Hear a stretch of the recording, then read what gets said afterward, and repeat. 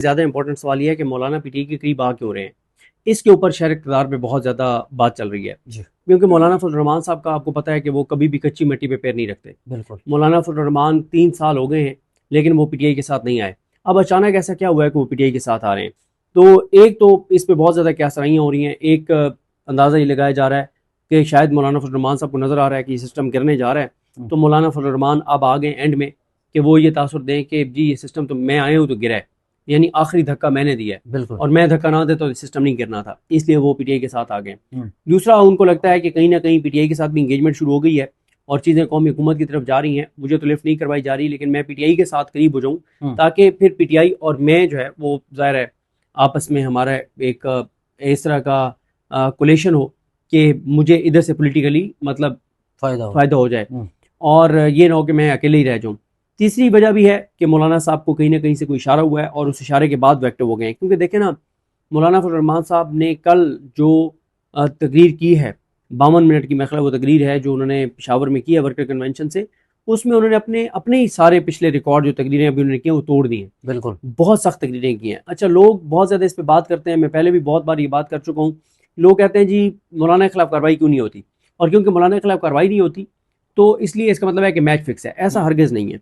देखें, मौलाना फजल रहमान इस वक्त इस्टेब्लिशमेंट अपनी पूरी ताकत जो है ना, अब जैसे एक इंसान है उसकी एक ताकत है ना, और वो एक दीवार गिर रही हो और उस दीवार को वो रोक के रखा हुआ उसने, और उसके साथ जितने भी टीम मेंबर्स हो उन्होंने एक दीवार को रोक के रखा हुआ हो कि अगर वो थोड़ी सी भी अपनी ताकत पीछे हटाते हैं तो वो दीवार उनके ऊपर आ गिरेगी। बिल्कुल। तो वो एक ऐसे टाइम के ऊपर जब वो एक दीवार को पूरे अपने ताकत से रोक के खड़े हुए हैं कि वो उनके ऊपर गिर जाएगी, ऐसे में अगर कोई और महाज वो नहीं खोलेंगे, ये तो नहीं होगा ना कि वो इस दीवार को छोड़ेंगे जी चंद लोग और वो जाके एक और इमारत से छेड़छाड़ कर देंगे जिस जो अभी उनके ऊपर उस तरह से शायद ना गिर रही। इस वक्त इस्टेब्लिशमेंट अपनी पूरी ताकत पूरा जोर उन्होंने इमरान खान की दीवार को लगाया हुआ है, बिल्कुल, कि ये हमारे ऊपर ना गिर जाए। तो इस वक्त इस्टेब्लिशमेंट ये अफोर्ड ही नहीं कर सकती कि वो मौलाना फजल रहमान से भी लड़ाई ले ले। दूसरी बात यह है कि मौलाना फजल रहमान साहब के पास जो ताकत है वो सबसे खतरनाक स्ट्रीट पावर है उनके पास। बिल्कुल। उनके पास वो लोग हैं, देखें उनके मदारिस ऐसी स्ट्रेटेजिक पोजीशन के ऊपर हैं कि वो सिर्फ मदरसों के स्टूडेंट्स और असाजा आगे सड़कों पर बैठ जाए तो पूरा मुल्क बंद हो जाएगा। फिर उनका जो कारकुन है वो कारकुन मतलब ऐसा है कि हम आगे नहीं बढ़ते, वो फिर जान देने से गुरेज नहीं करेगा और वो बड़ा लीथल किस्म का उनका कारकुन है।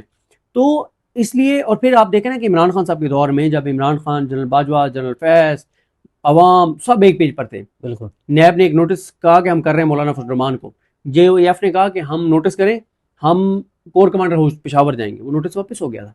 यानी उस वक्त जब अवाम इस्टेब्लिशमेंट के साथ थी, इस्टेब्लिशमेंट और इमरान खान एक पेज पर थे, तब भी नोटिस मौलाना फजल रहमान को नहीं हो सका था। अब तो सूरत हाल ज़मीन आसमान का फ़र्क है। बिल्कुल। तो मौलाना फजल रहमान का तहरीक इंसाफ के साथ आ जाना ये एक बहुत बड़ी डेवलपमेंट है। इस वक्त इस्टेब्लिशमेंट PTI को अप्रोच कर रही है और PTI को इस्टेब्लिशमेंट बहुत ज़्यादा कह रही है कि मौलाना से दूर हो, मौलाना को अपने करीब ना करें। बहुत ज़्यादा इस्टेब्लिशमेंट। लेकिन सर मौलाना के ऊपर यकीन किया जा सकता है? देखें, बात यह है कि ये खदशात दुरुस्त हैं कि मौलाना के ऊपर कैसे यकीन करें। लेकिन इस वक्त आप देखें कि कसूर के जलसे के बाद उन्होंने कल जो स्पीच की इतनी सख्त, और उसके बाद वो अपोजिशन अलायंस में भी आ गए हैं पार्लियामान के अंदर। असल में एक बात लोगों को समझनी होगी ज़रा ठंडे दिल और दिमाग से। मौलाना फजल रहमान एक पोलिटिकल पार्टी है, उन्होंने सियासत करनी है और इंतखाबी सियासत करनी है। अब वो कहते हैं कि PDM में मैं शामिल हुआ, इमरान खान की हुकूमत को घर भेजा गया, PDM 1 में ठीक है हमारे पास वजारतें थी, लेकिन उसके बाद हमें कुछ भी नहीं मिला। बिल्कुल। ठीक है, और फिर मौलाना को यह भी पता है कि नवाज शरीफ ने एस्टैब्लिशमेंट को कहा कि मुझे मौलाना फजल रहमान असम्बली में यानी इनकी सीटें नहीं चाहिए, कि ये बाद में हमें ब्लैकमेल करते हैं।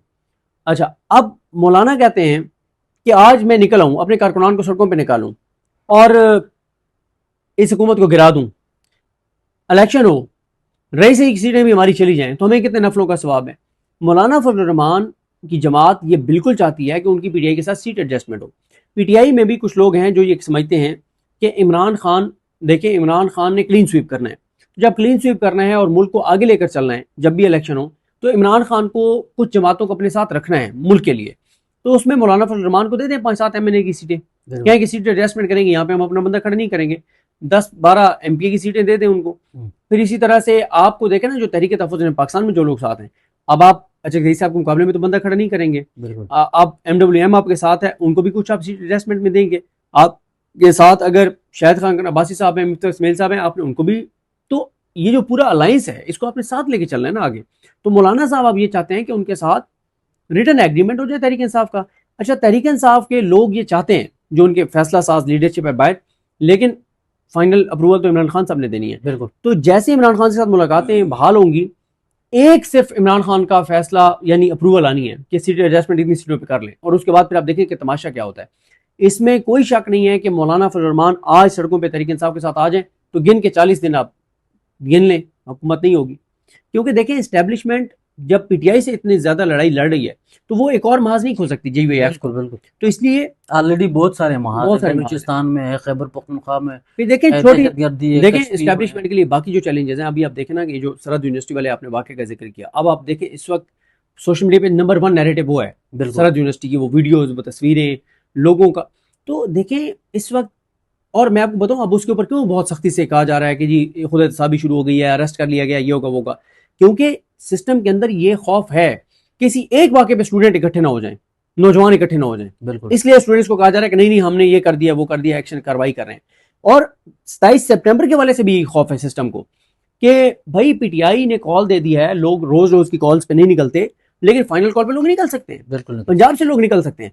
लोग कहेंगे यार तंगा मत बजंगा मत, एनफ इज एनफ, ये हुकूमत जब तक चलेगी तो खुदकुशियां हैं, बेरोजगारी है, अनसर्टेनिटी है, रोजगार के नए मौके क्या क्रिएट होने हैं, पहले से जो मौके हैं वो हाथ से जा रहे हैं, अब लोग बेरोजगार हो रहे हैं, हर साल 70-80 लाख बच्चे पैदा हो रहे हैं, रोजगार है नहीं, गुर्बत बढ़ रही है, बेरोजगारी बढ़ रही है, पेट्रोल डीजल की कीमतें बढ़ रही हैं, कंस्ट्रक्शन रियल एस्टेट बैठ गए हैं, फॉरेन डायरेक्ट इन्वेस्टमेंट नहीं आ रही, हर तरफ से मायूसी है, अंधेरा है, गुस्सा है, नफरत है। तो लोग निकल भी सकते हैं यार, एनफ इज एनफ, इस हुकूमत को घर पे जो भरना, तो कोई जिंदगी में आपको कुछ नहीं बनना। बिल्कुल। तो इसलिए सिस्टम के अंदर एक पैनिक है, 27 सितंबर के हवाले से भी खौफ है। इसलिए तहरीक इंसाफ, जो इमरान खान साहब का आपने एक और सवाल किया था इमरान खान साहब के हॉस्पिटल मुंतकली के हवाले से, तहरीक इंसाफ 27 की कॉल क्योंकि वापस नहीं ले रही, मोमेंटम भी बना रही है, तो ये एक है कि इस खौफ से कि कहीं लोग निकल आए, बिल्कुल ये किया जा सकता है कि इमरान खान साहब को मुंतकिल कर दिया जाए, क्योंकि अगर नहीं किया जाता तो 27 की कॉल तो उनकी इंटैक्ट है और इस्टेब्लिशमेंट को भी अंदाजा है, इसलिए 6 माह के लिए पिंडी में फौज लगा दी गई है। तो इस्टेब्लिशमेंट को भी इस बात का अंदाजा, ये भी खतरा है कि लोग बहुत ज्यादा निकल सकते हैं, और ये भी एक जमात तफरीक इस्टेब्लिशमेंट करेगी। देखें एक जो PTI को फायदा हुआ है पिछले एक हफ्ते में कि उनका सोशल मीडिया, पार्टी, तहरीक तहफ़्फ़ुज़ पाकिस्तान, फैमिली, ये सब एक पेज पर आ गए, सिवाय 10, 12, 15 अकाउंट्स के, उनके अलावा सब एक पेज पर आ गए। कि पहले इमरान खान को किसी तरह से आप हॉस्पिटल मुंतकिल करवाएं, उनके सारे टेस्ट हो, इस पे एक पेज पर आ गए। पिछले एक हफ्ते में हमने देखा कि PTI का सोशल मीडिया, तहरीक इंसाफ की तंजीम, इमरान खान साहब की फैमिली, तहरीक तहफ़्फ़ुज़ पाकिस्तान, ये सब एक पेज पर आ गए। फिर वो भी एक पेज पर आ गए जो मफाहमत की पहले बात करते थे। देखें मैंने बैरिस्टर गौर साहब के वाले आज 8-10 अकाउंट्स हैं जो अभी भी कुछ और बात कर रहे हैं, लेकिन 90% लोग एक पेज पर हैं। अब मैंने गौर साहब की बात की तो एक कंपेन चल रही है, मुझे उससे कोई फर्क नहीं पड़ता, इसलिए नहीं पड़ता कि मैं दलील के साथ बात कर रहा हूँ, मैं सबूतों के साथ, मेरे सामने कुछ सबूत है तो मैं बात कर रहा हूँ ना। देखें मैंने ये बात कई बार की कि आप बैरिस्टर गौर साहब की इस हिकमत अमली से खिलाफ कर सकते हैं कि वो 3 दिन पहले तक कहते रहे कि मफाहमत से रास्ता निकलेगा, बातचीत से रास्ता निकलेगा, लोग निकलते नहीं हैं, जितनी तादाद में लोगों को निकालना चाहिए उतने लोग निकलते नहीं हैं। आप लोग निकाल भी लें तो इस वक्त इंटरनेशनल सूरत हाल कुछ और है, 26 नवंबर और मुरीद के जो कुछ हुआ तो बातचीत से रास्ता निकालते हैं। उन्होंने अपनी आखिरी याद तक कोशिश कर ली, नहीं हुआ, अब वो भी ये समझते हैं कि हमारे पास सड़कों के पे आने के अब कोई हल नहीं है।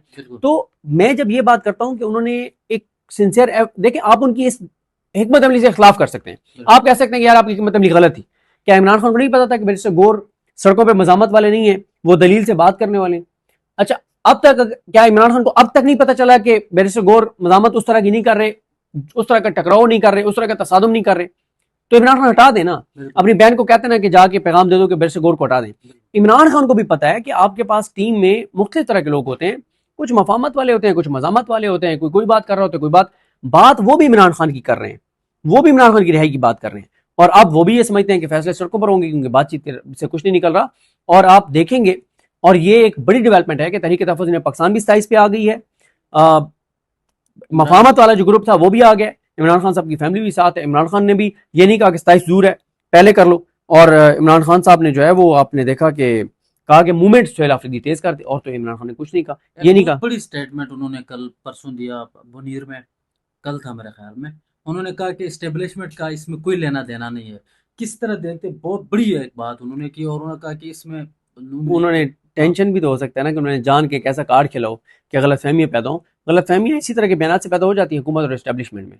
और तो हो गई भी। और दो चीज़ों से गलत फहमियाँ पैदा हो गई हैं हुकूमत और इस्टेब्लिशमेंट के दरमियान। एक, मोहसिन नकवी को नामजद को फरीक ना बनाना, और दूसरा सुहेल अफरीदी के इस बयान ने हुकूमत और इस्टेब्लिशमेंट के दरमियान जो है वो गलत फहमी पैदा कर दी हैं, और इससे काम बन देखें।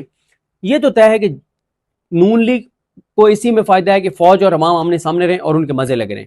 नून लीग की जब लड़ाई होगी इस्टेब्लिशमेंट से, तो इस्टेब्लिशमेंट फिर ये कहेगी ना कि भाई हमने पाकिस्तान की तारीख में इतने अनपॉपुलर नहीं हुए थे जो हम तुम्हारी वजह से हुए हैं, ठीक है, तो ये तुम कर रहे हो। तो जब इनकी लड़ाई होगी तो तब आवाम को भला होगा। और मेरे ख्याल तहरीक इंसाफ इसी पे चल रही है कि किसी तरह से इनके दरमियान इख्लाफात पैदा करवाएं और गलतफहमी पैदा करवाएं।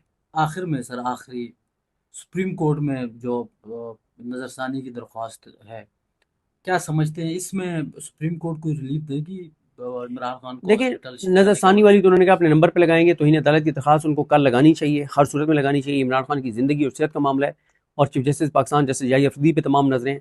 बाल उनके कोर्ट में नहीं लगाएंगे तो ये सुप्रीम कोर्ट का नुकसान है। और राना स्नौला कह चुके हैं कि अगर खुदा न खास्ता इमरान खान को कुछ भी होता है तो अदालतें जिम्मेदार होंगी। बिल्कुल, बहुत शुक्रिया sir, thank you very much.